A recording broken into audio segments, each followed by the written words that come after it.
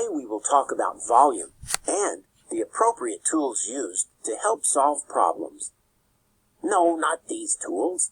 I'm talking about tools that are typically used in math problems, like these cubes.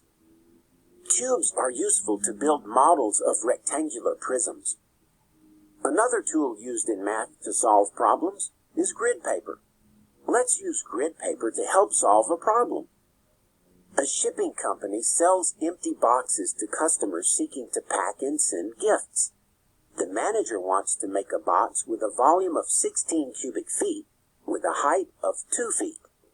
What possible combinations could he choose for the length and width of the box? First, divide the volume, which is 16 cubic feet, by the height, which is 2 feet, to get 8 square feet. This is the area of the bottom of the box.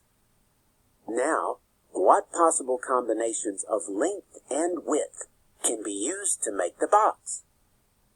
Here is where our grid paper comes in handy. Let's create 2 drawings and check to see if they fit the manager's requirements. I'll draw a rectangle that has a length of 4 units and a width of 2 units.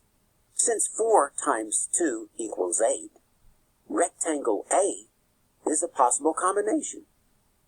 Another example is to draw a rectangle that has a length of 8 units, but the width is only 1.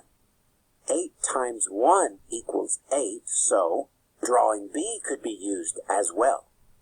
So, 2 possible combinations for the box's length and width are 4 feet by 2 feet and 8 feet by 1 foot. Grid paper is a great tool to use. Quite a few of us are visual learners,